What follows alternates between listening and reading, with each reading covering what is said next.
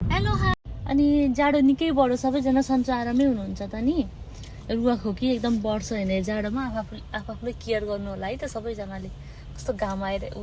घाम टल्किरहेको आज चाहिँ बिदाको दिन हामी घुम्न हिँडेको होइन भन्नुभयो त हजुरले अब क्रिसमस नजिकै छ नि त लाइटिङहरू के एकदमै राम्रो छ भनेर ऊ भन्दै हुनुहुन्थ्यो कि हामीलाई एउटा जापानिजले अनि त्यो ठाउँमा जान लागेको 1-1.5 घन्टा लाग्छ यहाँबाट गाडीमा जानु पर्यो गाइजहरू म चाहिँ गाडीमा बसेपछि निदाइहाल्छु आज चाहिँ तिमीलाई निदाउनु दिन्न तिमीले चलाउनु पर्छ भन्नुभयो अरे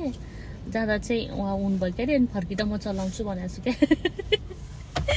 अनि साइडमा बसेर निदाउनु पनि छुट्टै आनन्द आउँछ नि होइन साथीहरू अनि कहाँ घुमेँ भनेर फेरि अर्को भिडियोमा हाल्छु है त भिडियो अन्तिमसम्म हेर्नु भएकोमा धन्यवाद साथीहरू हजुरसँग मैले सानो फेभर मागेँ है हजुरहरूलाई मेरो भिडियो मनपर्छ भने लाइक अनि सब्सक्राइब गरिदिनु होला है त हजुरहरूको सानो लाइकले अनि एउटा लाइकले एउटा सब्सक्राइबले मेरो मनमा चाहिँ धेरै क्या एकदम ठुलो खुसी बढाउँछ क्या ओ मेरो सब्सक्राइब यति बढ्यो भन्दै क्या कस्तो खुसी लाउँछ त्यही भएर साथीहरू सब्सक्राइब गर्न नबिर्सिनु होला है त बाई बाई फेरि अर्को भिडियोमा भेटौँला बाई